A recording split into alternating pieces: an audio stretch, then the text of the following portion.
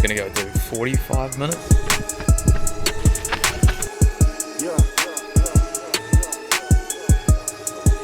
So if you're new here, my name's Mack. I'm a 29-year-old runner living in Melbourne, documenting my life, my running journey here on YouTube. So if you like this kind of thing, please make sure you like and subscribe.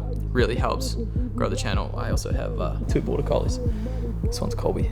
He's a very cute boy. Right, it's Monday morning. I'm gonna go do 45 minutes, give or take. First time in the studio, no session. I was in the pop, that's a confession. Then God pushed me for the pro session. Hey, hold up, watch it. So, goal for this week, put up 35, 40 Ks. After a pretty turbulent few weeks. Being away in the States, I think we'll be pretty happy with that. No kid trying to be like me. Yeah, so unreal. All you gonna see is the highlight reel. Believe in fatherhood, got me out the hood. Really, I got no chill. Wait a minute, whoa. The runner's off season is rarely talked about, but I think it's one of the most important things that we can do.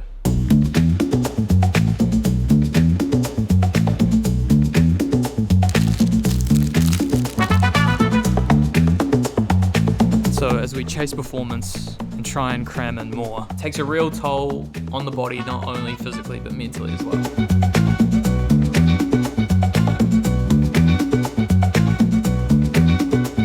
I've also come to the fact that my next few months of training look wildly different to what they have in the past. It's Tuesday morning. I'm going to do a weird test of the Oakley Vanguard. It's just like the Meta AI glasses. I most recently ran a 9-minute PB in the marathon earlier this year in Gold Coast, 3:05:53. So the big goal heading into 2026 is how can I finally break sub 3 hours for the marathon. We got glasses on, they just don't work. Tom's got them though, but Tom's also aren't working. It's Tom's footage. This is all performance. No, I don't think Tom's footage is working either. Someone's got really good footage I've got taken right now.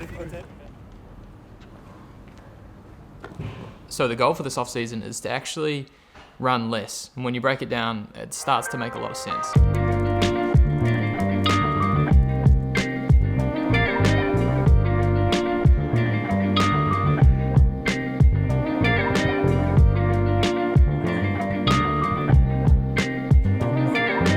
So what I'm trying to do at the moment is find a bit of balance.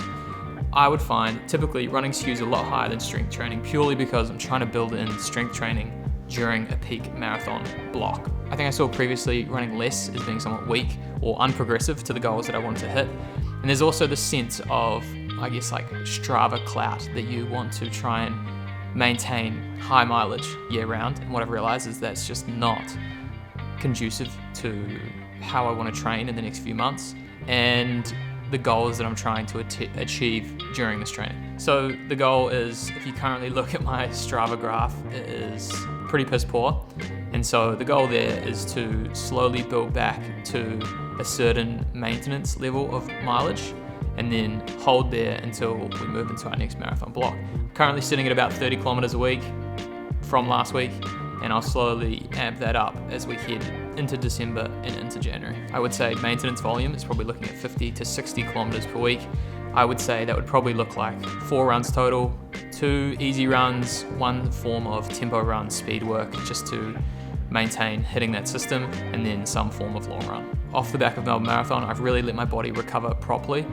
Typically, I would try and bounce back relatively soon, get back up to the mileage that I was at during peak marathon training. And now I see this as the perfect launching pad for part 1 of the off season.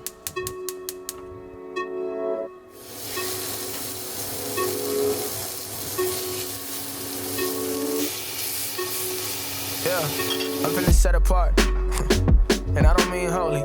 Sometimes I feel like I shouldn't let people get to know me, cause they gon' see how I am, and they gon' focus on that.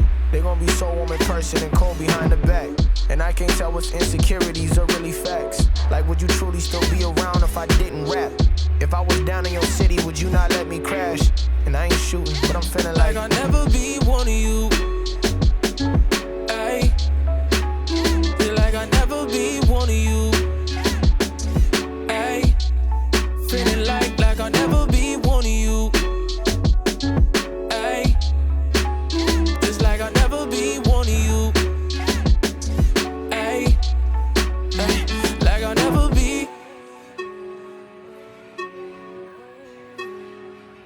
might be thinking, how is the bench press going to make you a faster runner?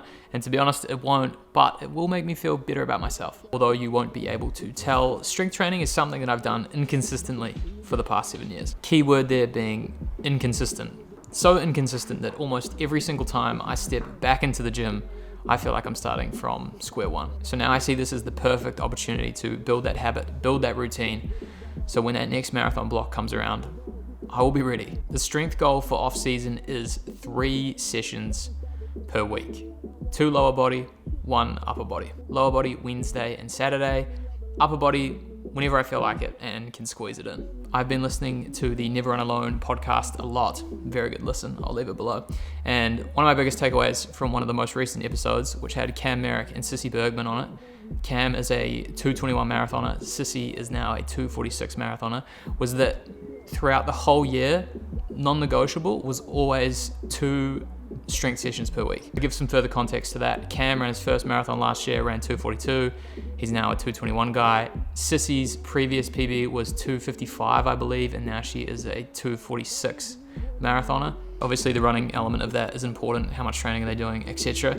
But I think the strength training is the base that you need to build to allow you to run the extra volume that you can run to then get faster, run a faster time, etc. That's the plan. It's not overly complicated. To be honest, relatively easy. I am someone who typically struggles with accountability. I've set up this Instagram channel. It's called The Runner's Room. Feel free to join it. I'm going to be posting all of my training in there as we go through this off season, so you can follow along, ask questions, and feel like you're involved in this community. That's all for this week. I'll see you next week for another episode of the off season. Charlie, come. Come. Good girl. This is Charlie. Say hi, Flu. Good girl.